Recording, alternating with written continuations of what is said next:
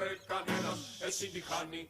Τι πάθος ατελείωτο που ένει το δικό μου. Τι πάθος ατελείωτο που ένει το δικό μου. All right, everybody, we're going to get this panel started, Democracy in the Digital Generation. It is our second panel of the day. We've still got a bunch more activities for you after this. But to kick things off, I hand it off to my colleague and our moderator, Peter Fatildig. Peter? Thank you so much, Travis. Welcome. Hello. It's so glad to be back here at South by and in Austin. It's my third time, and I start feeling growing roots, as you can see here already. I'm Peter Fatildig, and back at the EU Embassy in Washington, D.C., I'm dealing with all the digital economy files.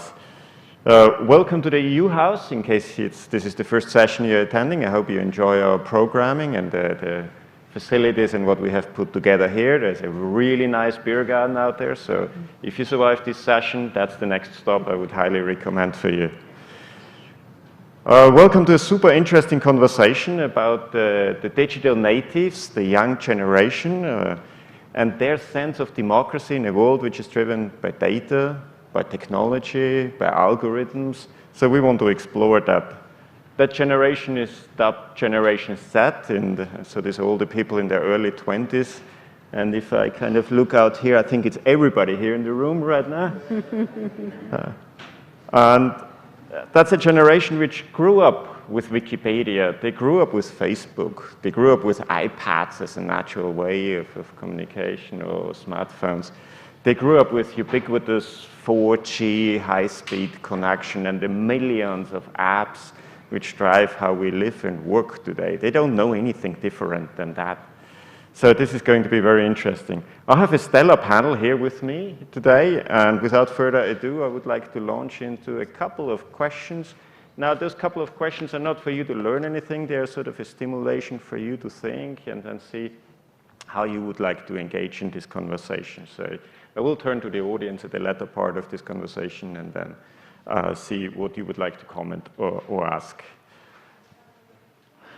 Molly Montgomery, you are Deputy Assistant Secretary for European Affairs at the Department of State.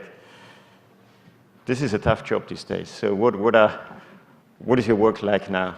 Give us just a couple of points. Well, as you all know, we're obviously as horrified as the rest of the world in terms of what we're seeing in Ukraine. And so we're spending all of our time basically working on that in very close partnership with the EU. And so that's the day job these days. So it's actually really great to be here in Austin with all of you and to get to talk about another part of my portfolio that's really important, which is working with the EU on digital issues.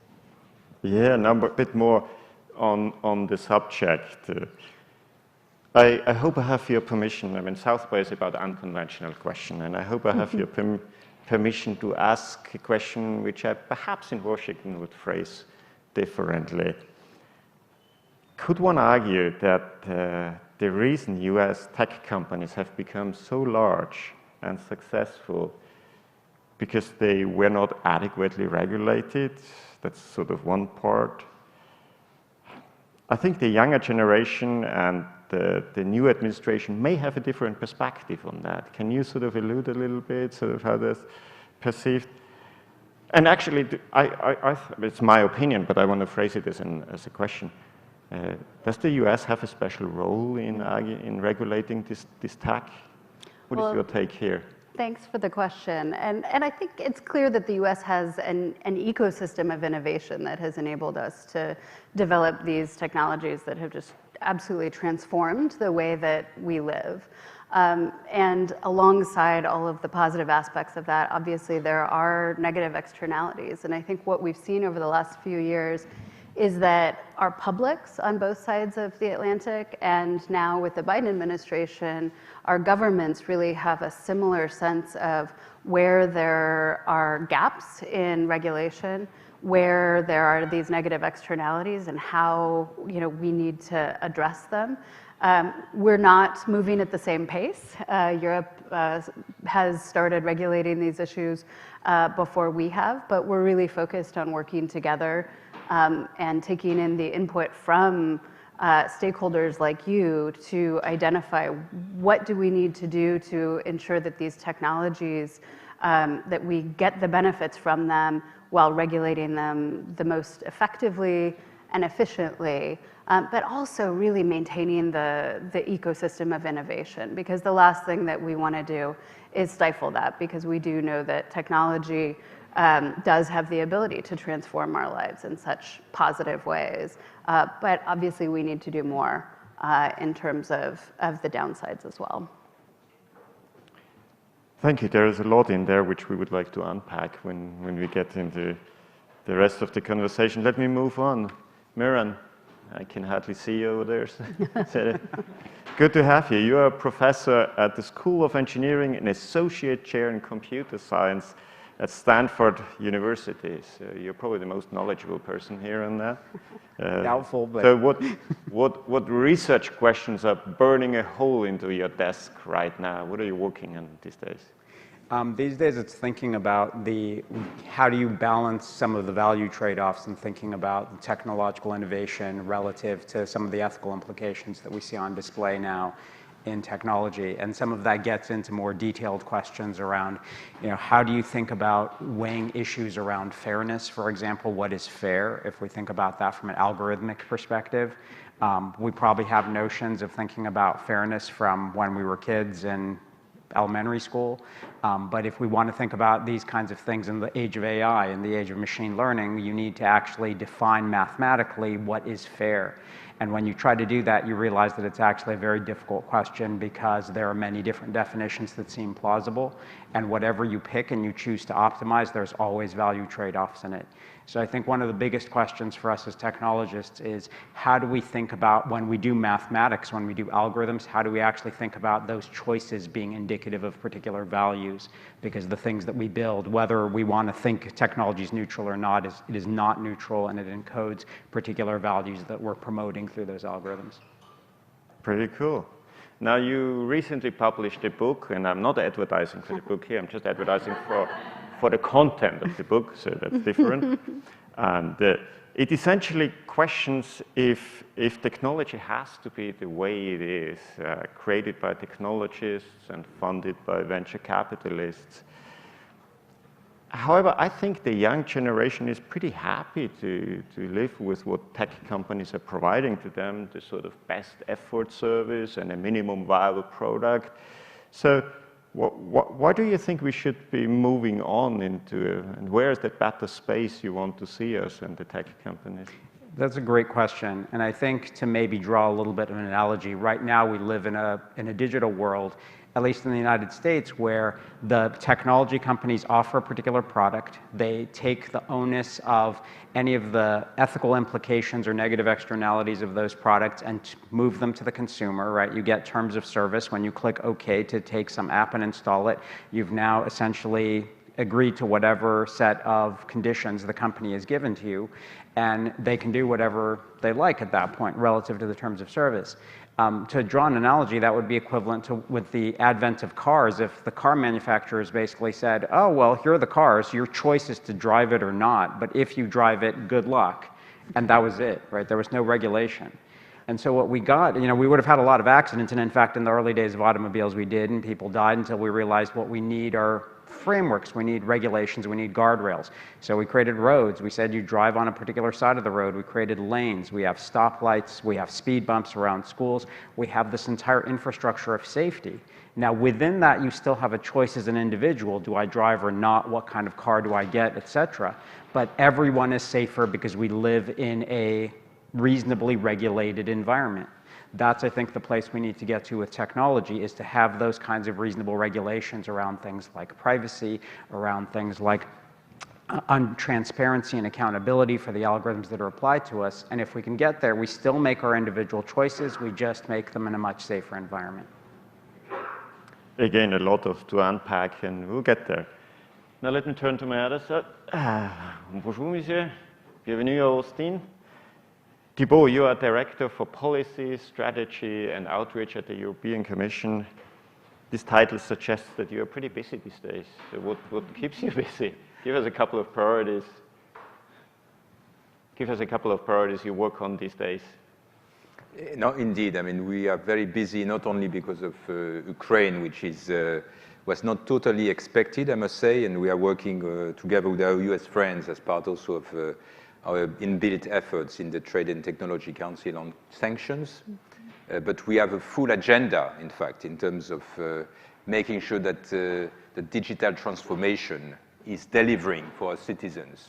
So we have put forward our vision for 2030, what we define as a digital compass. And basically, we want to make sure that the traction develops around the European way to the digital transformation. So that means we want to make sure that we have a society where there is prosperity, but also where there is inclusion. It means that we don't want to have people excluded from the benefits of the digital transformation. We also want to make sure that the diversity of our society is also reflected online, that we are not constrained by AI algorithms that basically do not reflect the diversity in our society. We want also to make sure that through the digital transformation, we can bring benefits for the environment, which is also very important in the EU. So in a nutshell, I think the COVID crisis was also an eye-opener. Many people thought that we could just rely on our big European market to buy the best technology and to strive on innovation. I think that today the view in Europe is that this is too serious just to leave it to others, to big corporations or to individuals to decide the fate of this digital transformation. And we want democracy to retake the direction of events. That's what we are busy doing with a lot of initiatives, but also support very often through public-private partnerships for new technologies and also for making sure that our citizens fully embrace the opportunities that are offered through these technologies.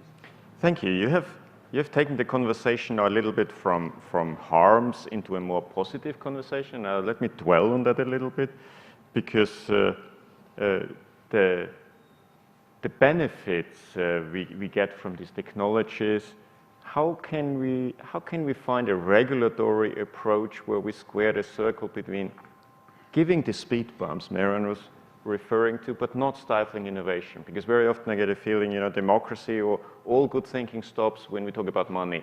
Now, we have to sort of get all the different aspects together. Do you think regulation stifles innovation? I mean, too much regulation definitely can stifle innovation. So I think it's a fine balance.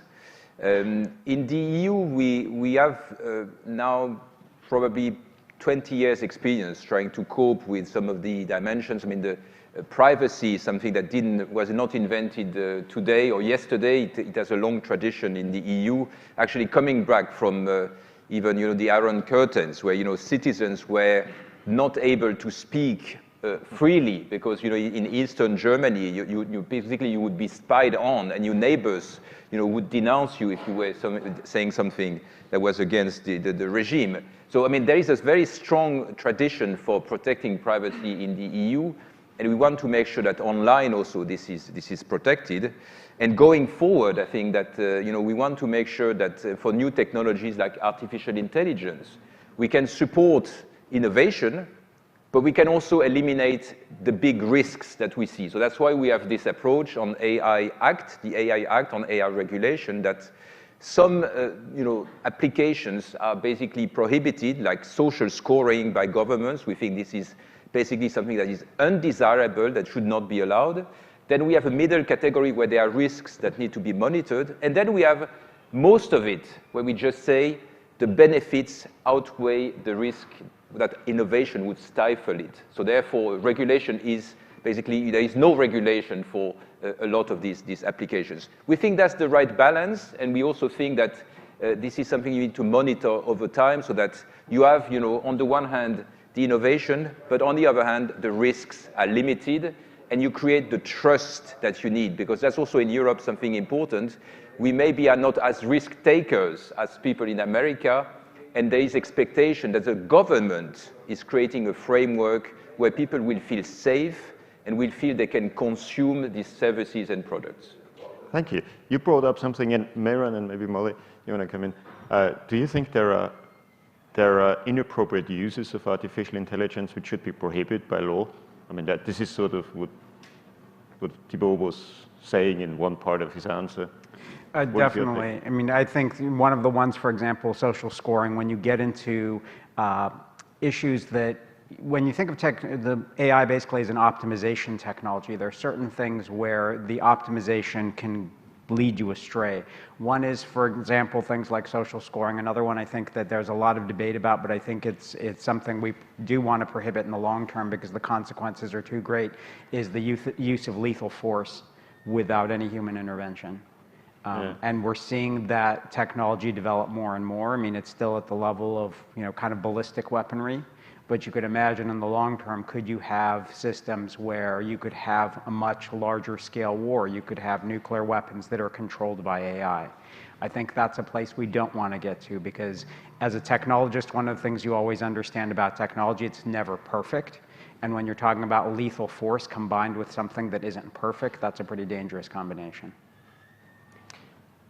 Any view? Because I have plenty of questions. I mean, I just would say what Thibault, the issues that he raised, I think it's just a terrific illustration of where we have shared values. And that, particularly on things like social scoring, where we may have different regulatory approaches and we're having very active conversations about the AI Act, but we agree on the overall approach, which is that it needs to be risk-based, it needs to not stifle innovation. And we also agree that it's really important for us to work together to find complementary approaches to regulation that work for our democracies, understanding that there is an entire part of the world out there, whether it's Russia, whether it's China, that an authoritarian systems that are employing these technologies in completely different ways. And so this is where we not only need to look at regulation internally, but also really have an affirmative agenda in terms of how we approach this challenge as democracies of ensuring that there isn't misuse of the technologies, but also that we're keeping in mind that this feeds into the larger question of democracy versus authoritarianism. Do you think that the younger generation is expecting policymakers to take a lead in setting those guardrails, those standards, those affirmative agenda, as you called it? Is that an expectation they have, you think?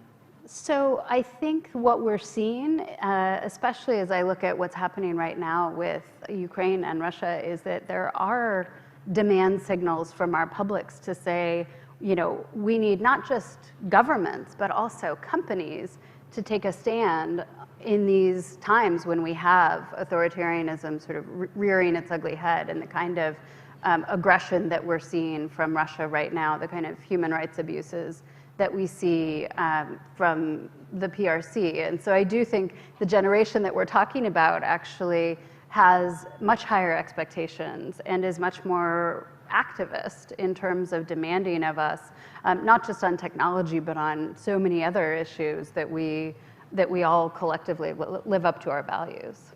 Now I want to turn to Thibault, and do forgive me if I'm asking a bit of a harsh question, and let me be direct. But why do we have that rush in Europe with all these regulations? I mean, those who follow the space a bit closer, you feel like it's coming out on a monthly basis, really fundamental proposals for how to change and drive that industry and how the benefits to consumers and citizens should be distributed. Do you think Europe is experimenting with its economy, or worse, with the people, and then trying to say, let's put that out and see what happens? Yeah, I think it's a nice question in a way, because I know that there are people in our parliament who think we have been overactive and hyperactive in producing regulation. But at the same time, I should say that the way it works in the EU is that we don't start from scratch. I mean, very often, the reason we have EU-level regulation is that first, there is a maturity, there's a cycle. I mean, first you start with something which is maybe self-regulation, and then, if you see that it's working or not working, you may use, something which is a bit more constraining. That's exactly what happened on platform. I mean, if you look at the history of the EU intervention, 10 years ago, we introduced like really soft measures, talking with the platforms on, issues around children safety, issues around problems with the quality of products. Then we went into code of conduct, but we realized it wasn't working sufficiently, and that's why we introduced more hard regulation, but again calibrated on past experience and making sure that we always have this impact assessment, as we call it, which is a prerequisite before we can introduce regulation in the EU. So there is a rush of activity, it's true, over the last 2 years because things have been maturing. I mean, the acceleration of the digital transformation has been staggering. And therefore, we need to keep pace with what is happening because the impact and the risks are simply bigger today. And we need, therefore, to have the right approach. But it's not something that came out of the blue. It's really based on, I would say, at least 10 years of experience on many areas, from cybersecurity to platform regulation, AI, and the like. So I would really say that we are a laboratory maybe for the world because we are 27 member states, and very often the regulation we produce is also because somebody in Germany or in France or in Italy has had an idea, and we don't want this to basically undermine our single market, so we want sometimes an EU rather than a multiplicity of national regulations. But the nice thing about it is that when you have managed to find a solution for 27 countries, very often it is also fit for the world. And that's why we hope we can also engage with our US friends, but also with the Indo-Pacific to make sure that in the end, we create global rules that will fit the common benefit of all. That is quite interesting, and if I may make a comment, very different on how in the US, because very often in the United States, it's the states which are the laboratory of regulation, and then the good practices come to a federal level. I almost see sort of a top-down version in Brussels where you try to avoid that member states make their own regulation, rather quickly move to a federal or European approach. Is that fair to say that this is the way it works in Europe, that you focus very much on a European level to start with? It depends. I think there is no one size fits all. I think for platform regulation, I should say that it started also there as well. Some elements were developed in Germany, and we realized if we don't try to have EU rules, this will go bad because there will be discrepancies between member states. So I think sometimes it starts as a lower level. Other times it starts from the EU because it comes from the research results that we've developed. And that's very often what happened for cybersecurity, where we realized actually we needed to push our member states because they were not at the right level in terms of preparedness, and having common systems where you can exchange information about risks, about mitigation. And actually this is something that today we see has been so useful because we can help our Ukrainian partners. We have now better capabilities in terms of cybersecurity because we started again 10, 15 years ago in Europe to do that between our member states. Mehran, I want to turn to you with the same question actually before we had a little conversation in the green room. Do you think that Europe is doing, and let me be strong here, is doing the dirty work for the rest of the planet in trying to figure out what works and what doesn't work? Well, I do think Europe's doing the work. I think, certainly more than we see in the US, and at some level, I think it's necessary that someone has to take the lead, and Europe has taken the lead on it. We've seen that through the General Data Protection Regulation, which is now filtered in some ways into the United States, in California at least, through the California Consumer Privacy Act. As we were talking about before, there are differences in implementation. I think that will always be the case between different regulatory structures that make sense in different areas. But in terms of thinking about what are the principles on which you are basing this regulation, I think the notion of human rights, of individual rights, which is where a lot of GDPR's thoughts around privacy originally stem from, is a much better framework to think about what are the kinds of things we want to guarantee with using technology, rather than kind of the notion of, well, let's put the technology out there and see what happens. I do think in the United States, you can look back in regulation in the mid-90s, there was a push toward having, through things like the Communications Decency Act, a regulatory oasis around big tech, because there was a desire to foster the tech industry in the United States. I think at that time, that was the right regulatory structure because it really allowed for a blooming of innovation, of technology. But now, 25 years later, when we see those negative externalities, we're in a different regime. And that's what we need to understand, that some of the frameworks we had before, even though it can be a bitter pill to swallow to say we need regulation, we see what the impacts are now, and that's really what's calling for that regulation. So I think regulatory regimes just need to be flexible enough to be able to change over time. Thank you. I wanted to move the conversation maybe a bit more in the direction of disinformation, and maybe Molly, we can reflect on that a bit. With war raging again after 30 years in Europe, we see that disinformation or user-generated content is flooding the internet. The big social media companies are clamping down. They have taken action. I think they have shown that they have a capacity to act. Russian media companies have been shut down in Europe, so we see that. Yet again, there seems to be ample evidence of misinformation or disinformation on the net. And I just want to quote here a figure that, according to a survey from Custom Sense Media, 60% of the teenagers who use YouTube to follow current events turn to influencers rather than news organizations. So we see a change of how people consume news or media. Now, what do you think can we do in creating more trustful news? I mean, I wanted to phrase my question around journalism, because I think journalism is certainly one pillar of generating trustworthy news. But what are your thoughts about strengthening the content world so that people have access to information which is correct, or how should they approach it? Yeah, it's a really important question. And as you say, with what we're seeing in Russia, we're seeing not only that Russia is pushing out disinformation at an incredible clip, but also that others, such as China, are amplifying that. And what we see is that authoritarian regimes actually learn from each other. They push out each other's content. And so this is something that we all need to be concerned about. But we also know it's a domestic issue, and that in all of our countries as well, there are domestic actors who are engaging in disinformation. I would just say this is a wicked problem. And that means there's not one solution, and there's not one entity that can solve it.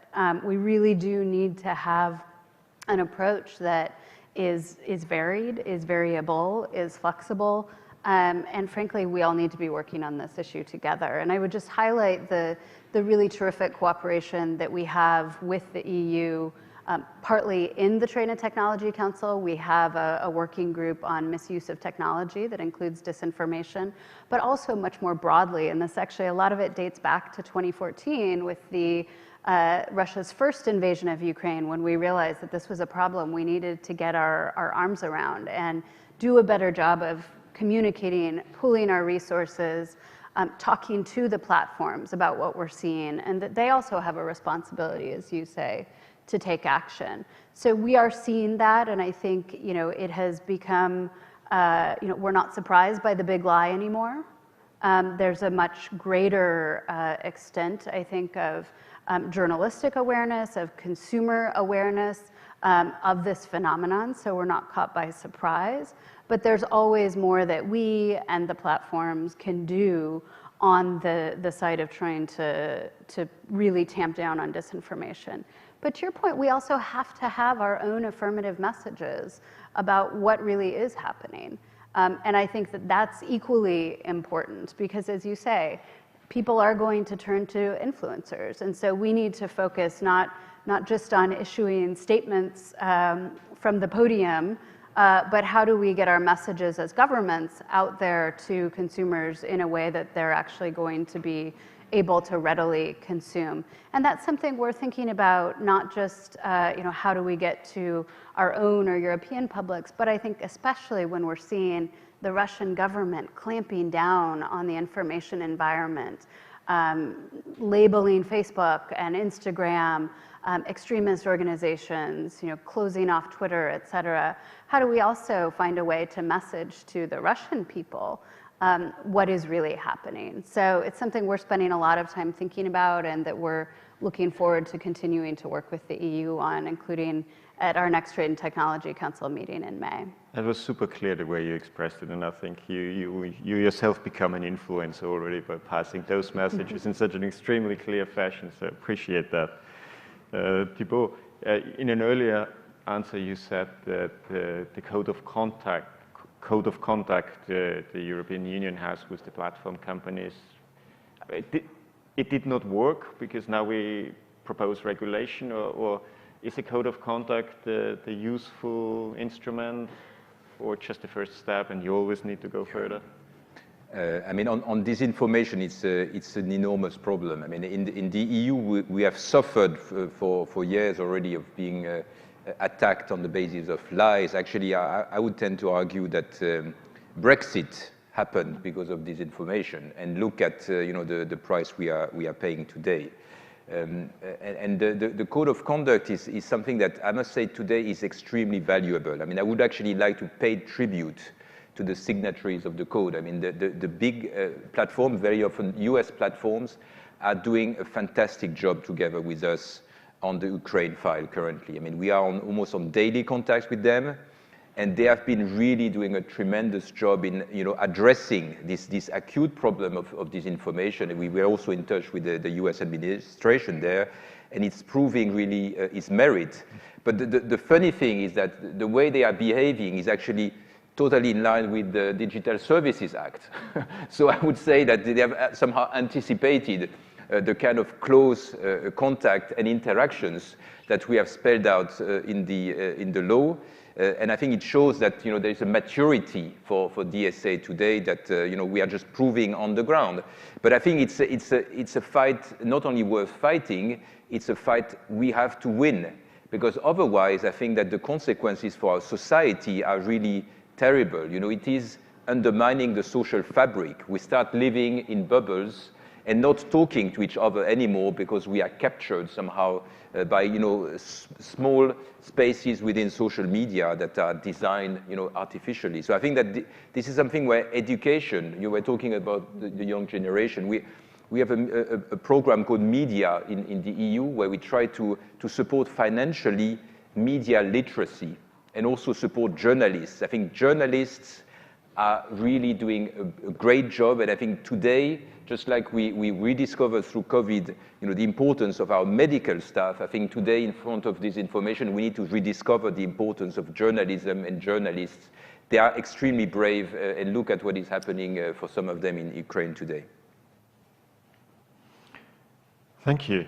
I mean, that's a point in time where I would like to encourage you to come forward with questions or comments you have to make. The only caveat I have, try to be brief and extremely clear. And I'm not seeing very well. Oh yeah, there's a gentleman. Let's do that in pairs. I will still continue the conversation. There was 1, 2. So the gentleman over there, and was there another? Okay. Oh, yeah, there was a question. So 1, 2, and we'll come later to other questions. Go ahead. Should come on.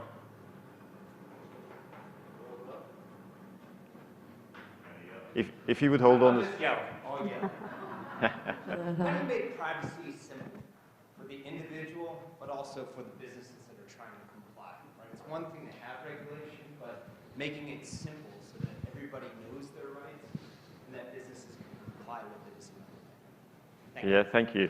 And the second question? Yeah. Mine's quite similar, in fact. I run a tech startup, and I did about 2 days research on GDPR, and I said, nope, I'm going to do it here. And so I'm simply curious, is there a way to allow for small companies to continue to grow and perhaps provide real competition to the tech giants that exist today? Otherwise, I see this trade-off as sort of cementing their position forever. Thank you. Yeah, thank you. I mean, that would be usually the sort of, you would be stint for the answer, but maybe I can turn to Mehran. How would you answer those questions? Well, they're both great questions, actually, to start with the one on innovation for smaller companies. So I think this is one of the places where you see important differences in regulation. So if you look at the California Consumer Privacy Act, I think they actually got this right. They have a carve-out in that act for companies that are below a particular size, and that size is measured by number of users, by market cap, and by revenue. And until a company actually reaches that particular point, they are exempt from the regulations in CCPA. So it allows for smaller companies to be able to compete, but with an understanding that when they get large enough, they know what that roadmap looks like in terms of guaranteeing privacy and rights around data. So they can plan for that in the systems that they're building, but they're not beholden to it until they get large enough to actually be a competitor to some of the larger companies. And if they don't get large enough, well, in some sense, they're not impacting the information ecosystem enough to make a difference. So it allows for that innovation. From the standpoint of privacy, how do you make privacy simple? I think this is one of those places where it's about how do you get cohesion among the different actors. And what I mean by that is every platform right now has its own privacy policy. They have their own set of controls for individuals. So I had a student a couple years ago who was working with, she wanted to help domestic abuse survivors protect their privacy online on a bunch of platforms, right? And she didn't want them to have to go through and set a bunch of privacy settings on every platform. So she built this very simple interface that asks a series of simple language questions around what sorts of guarantees of privacy and other people seeing your data you would like to see. And what she did was she built out the back end. So someone comes and answers these 5 or 6 questions about what they want their privacy to be, and this system will go and automatically set all of the Baroque privacy settings in like 6 of the common platforms. There's no reason why that has to be done by a student at a university trying to protect the rights of domestic abuse victims. That should be something that should be regulated to say there is a standard for a simplified form of privacy, and companies are required to implement that standard according to their policies. So those are the kinds of places I think we can get to with sensible regulation, but it's just a matter of understanding that these things aren't hefty regulation on the tech companies. They are things that align consumer interests with what those companies provide. Thank you. I do have to follow up, and forgive me, I do not mean to be rude at all, but you know, Cambridge Analytica was a small company. Company sizes these days, you know. So I wonder whether carve-outs for small companies make sense for delivering the values you have been describing. Well, so I think I do think the innovation question is an interesting one, and I do believe that regulation, if you have to comply when you're a very small company, creates a lot of difficulty for that company because you're putting your precious resources into areas that aren't around building out what your product is. I think if you allow for some space to say that for those companies, they have more room in some sense to focus on building out their product and building out their business, knowing what kind of regulation comes further in the future, you give them the space to be able to still innovate while giving them a roadmap for what the future looks like.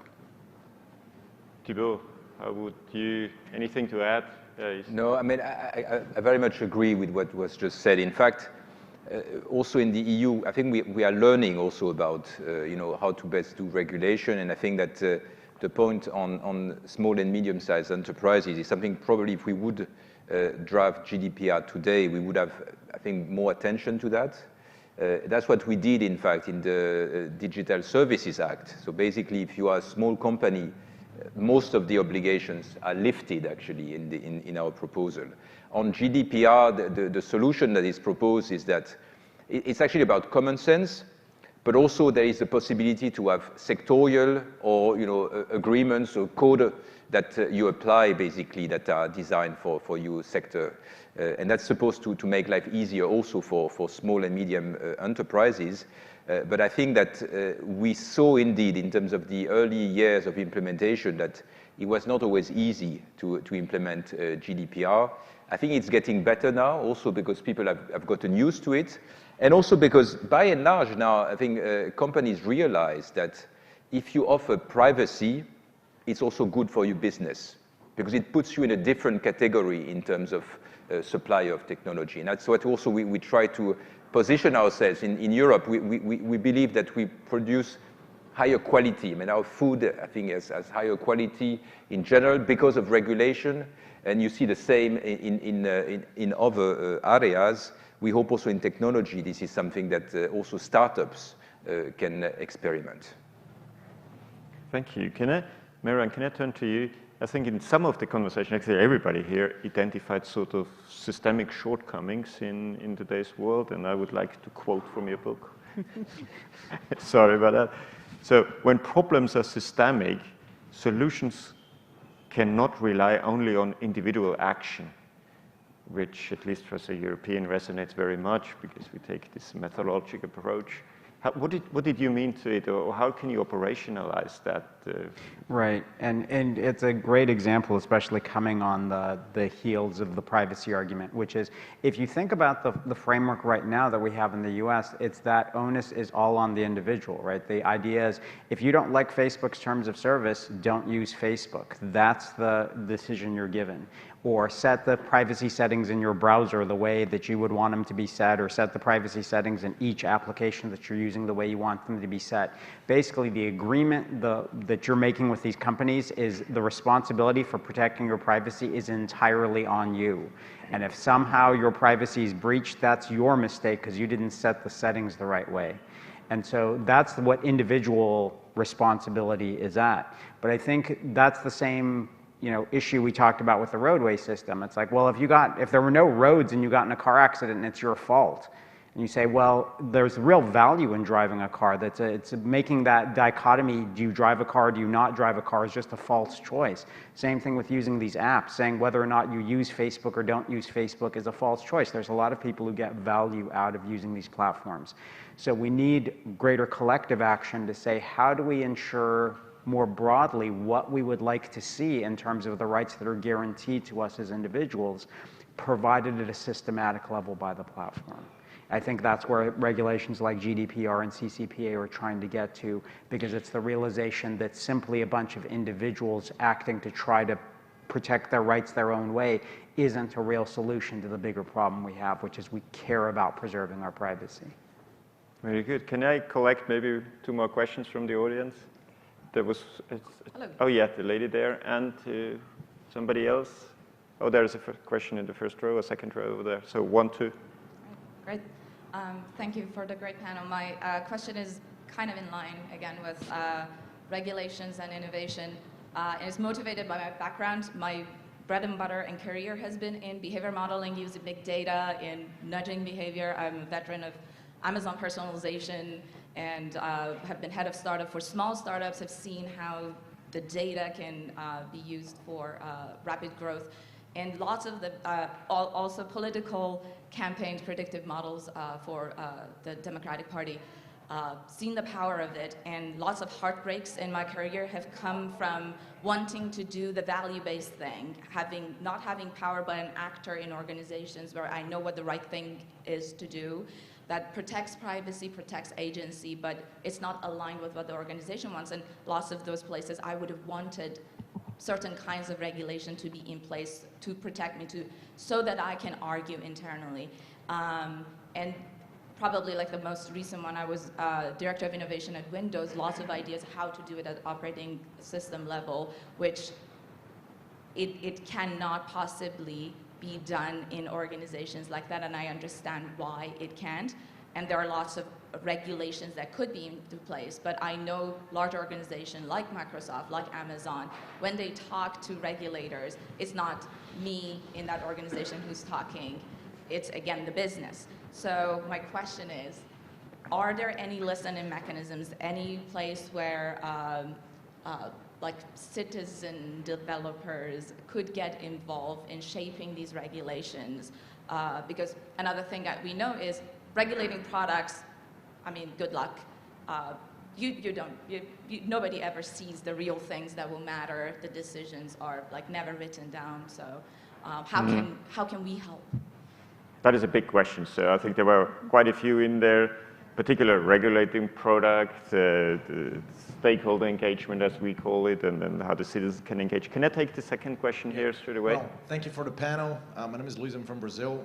I worked with inside the government, and I've been in your position. It's not an easy one, not just because of the lights, if you need a sunglass or something like that, but who regulates the regulator? That's another underlying question that it's always hard, because I understand that we do not have digital literacy, and that's one of the main issues. But on the other hand, how do we decide for people? And that's, I mean, that's a tricky, I don't know how to get my hand around it.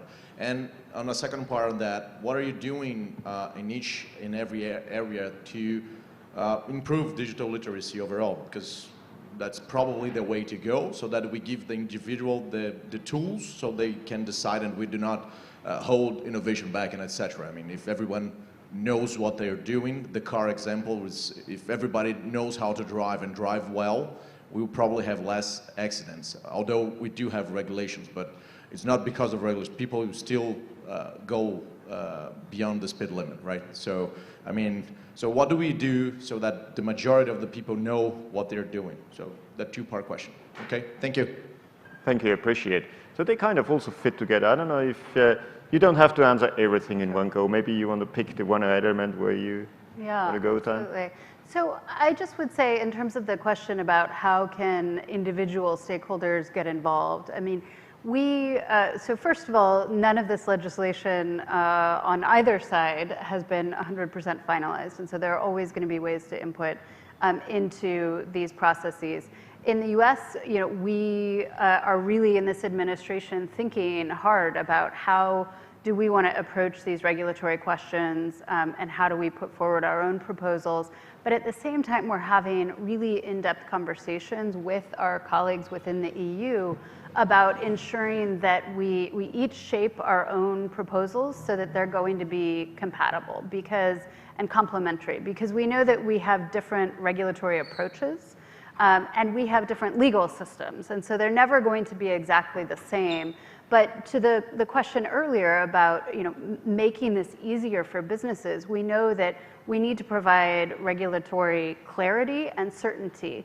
And I would also say, to the point about regulating the regulator, that we need to have adequate mechanisms for appeal, for redress in these pieces of legislation, as well as the flexibility that Maron talked about, that as technology changes, we know government is not going to move at the pace of technology. So how do we ensure that there's sufficient flexibility there for our regulations to continue to be effective and not just to be out of date even before they're actually passed? But would really encourage all of you, who are technologists, who do have startups, to input into these processes. The Trade and Technology Council in particular, we're really focused on stakeholder engagement, because we understand that we're not the ones creating the technology that is going to be regulated. And we need to have a very active dialogue with you in order to understand what will be effective, to understand how these measures will impact your business. And that's really one of the key reasons why we're all here, is to initiate that conversation and to get outside of Washington, where the rules get made, and have a less formal conversation where we can hear from you about how is this affecting your ability to innovate, or your ability to do business transatlantically or globally.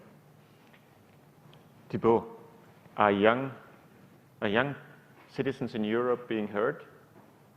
Is there a way their voice will be listened to? I mean, I think the two questions were great, because essentially they were about democracy. Yeah. And democracy is also about how we hear everyone, but at the same time, who is deciding ultimately? And who is deciding is elected officials, representatives that somehow are accountable. And I think at the end of the day, that's what is important. Large corporations are not necessarily accountable. Democratic institutions are, because they have to report to elections. I think young people today, in my view, are not sufficiently organizing themselves to be a voice heard in terms of the political landscape. But it is changing. I think if you look at, for instance, in Europe, we had, you're probably familiar with this young lady, Greta Thunberg. She's had a tremendous influence because she could mobilize the voice of young people. I personally would like to see something similar in the digital area, to have a real social movement around some of these fundamental freedoms. I mean, in the EU, we've recently put forward a proposal for a declaration on digital rights and principles. That's essentially about describing what we want to guarantee to our citizens, to our young people, to our elderly, to basically all the people who live and work in the EU in terms of what they can expect from the technology. I would like this to be embraced by young people and to make sure that they not only interact, but actually endorse these kind of messages. I think we can do better, but I think also they can do better, and we should make sure that they understand it is also their opportunity to do so. I hear from both of you sort of a call for action for the citizens, in particular here on the younger side. Maybe there is any Greta out there. I'm fishing for new questions. Sort of, how do you like that idea of a digital Greta? There's a gentleman over there. Another one question. Go ahead. We've talked a lot about the EU and the U.S. partnership and regulation, et cetera. What's your approach towards regulating Chinese technology as well, and connection or disconnection with the Chinese government? Thank you. I was just waiting for it, so it took 50 minutes to get there. So, any takers? I don't want to expose anybody. Mehrad, maybe I should sort of, you know, yeah, being the for sure has a view on that. Eh? Furthest person from policy. I think one of the things that's important to keep in mind with China, and this is something that worries me and I don't have a solution, is I think back to a quote from the historian Yuval Harari, who some of you probably know from the book Sapiens. And he has this line in his latest book that he says, AI favors tyranny. And you think about that for a while and it's kind of scary because AI in some sense is powered by data, and the more concentration you have of data in a single source to be able to apply algorithms to, in some sense, the more you learn, the more efficient your result, or the more accurate your results are, whatever the case may be. And so if you think about an authoritarian regime and their ability to collect and analyze data, that does in fact favor their potential long-term plans around what AI can be used for and what that means. We see a huge investment by the Chinese government into AI and into computer science education. The latter is something that I certainly think in the US and in EU we should definitely put more emphasis on. I mean, it gets back to the questions of digital literacy. But it's not that we're trying to train a cadre of programmers, right? We don't teach kids physics because we need more people studying black holes. We teach people about physics because we want them to understand their physical world. In the same way, we need to teach more computer science, not just because we want to have a bunch more programmers, even though there's jobs for a lot of programmers out there. It's that we need people to understand issues around the platforms that they use, how information or misinformation can be directed toward them, what kind of steps they can take to protect their own individual interests. But I do worry about, in the long term, the United States and the EU can't regulate China. So how do we think about being competitive in that global landscape where the technology itself favors a particular form of government? And I don't have a solution to that, but I do think it's something we need to think about in terms of not crippling ourselves from the standpoint of being able to compete with AI. I do think education is one of the areas that we definitely need to put more emphasis on. Yeah, and I would just add to that, I think we have taken a number of measures to restrict technology exports to authoritarian regimes at this point. So Huawei obviously is very well known, but also the measures that we took with Russia together over the last couple of weeks, because we do think that restricting advanced technology to these authoritarian regimes that will misuse it, either in the Russian case, to support this war of choice in Ukraine, or in the Chinese case, we see technology being used to support human rights abuses in Hong Kong. We see it contributing to the genocide in Xinjiang. And so I think it's really important for us to think about how do we deal with the technology exports, and our export controls working group in the TTC looks specifically at that issue, but then also imports. And that's why we have taken measures on 5G, on screening technology, surveillance equipment, et cetera, because we know that trusted vendors, this isn't about the PRC or any other regime specifically, but to be a trusted vendor, you can't have a connection back to an authoritarian regime that has the ability to access that data. That just isn't something that we can allow in democratic societies. And so that's where we've really focused on ensuring that we and our partners, that we fully understand the dangers posed by untrusted vendors, and that we are doing everything we can to ensure that, particularly as we roll out advanced technologies, that we are using technologies, that we're using vendors that we can rely on and that are in conjunction with our values. If I may complement even further, the way we characterize China increasingly is a systemic rival. So I think you were explaining, the rivalry in terms of providing technologies that are not designed with the same values as we may have in the US or in Europe. But the last 2 years, we've seen a very dangerous new trend of China producing also regulation. And for instance, the privacy regulation coming from China is very interesting. Part of it is copied from the EU GDPR. But there's a big caveat, which is that the government gets basically access to any data, whereas the corporations have to abide by certain rules. So it's a very dangerous autocratic version of somehow the privacy rules we have in the West. And the problem is that if you look at what China is doing in Africa or in South America, they are not only selling the technology, they are selling the technology with funding in terms of loans and together with their own rules.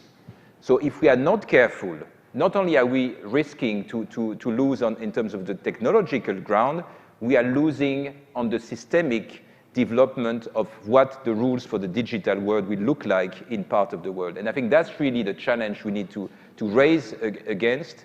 And that's why I think also we are trying in the TTC to join forces also towards these regions, making sure that we have, for instance, in Africa, joint projects between EU and US corporations to push back the entry of the Chinese companies there and to get back really things that we believe are better for their people, that will not facilitate, indeed, autocratic regimes.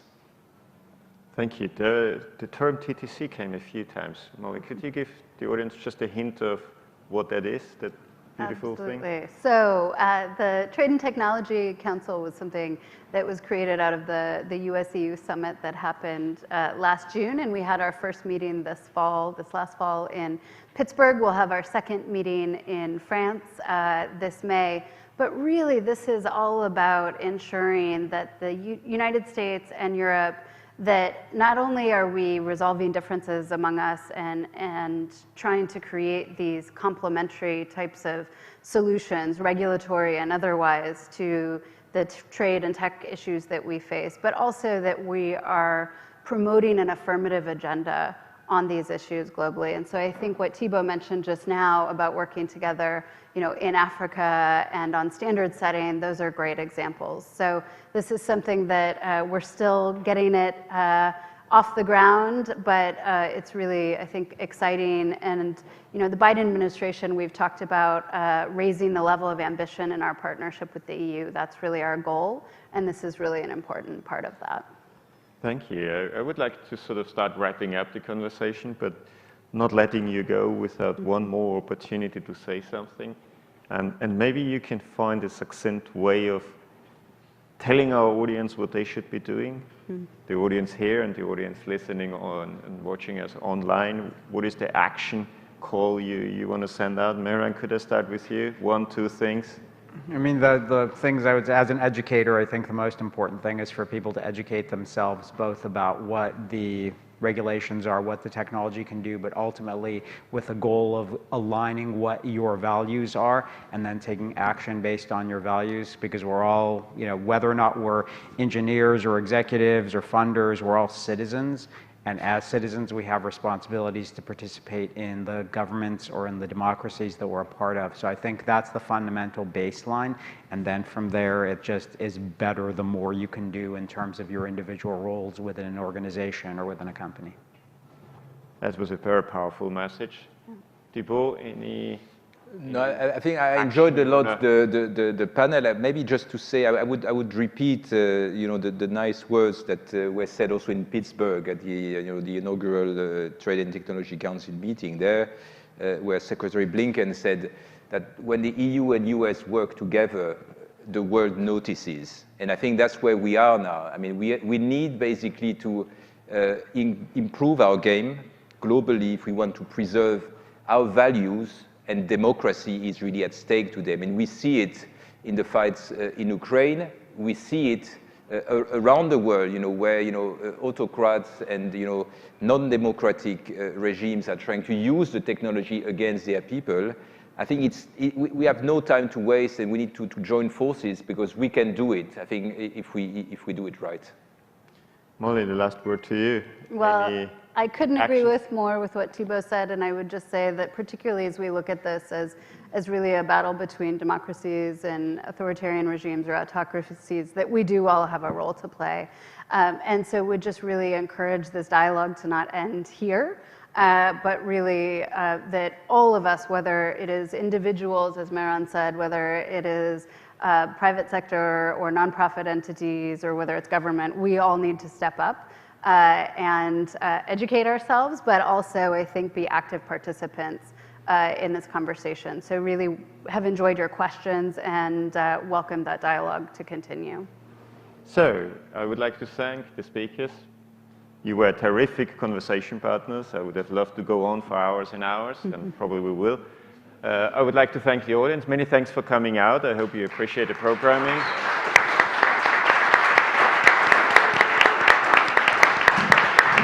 And we will stick around a little bit longer. So beer garden is that way. Conversation is here. Beer garden is right. Quick announcement just for everybody. Thank you very much again to our panelists. If you guys hop outside, the outdoor bar is open, and we're going to have a vague networking event with some of our EU delegation colleagues whose special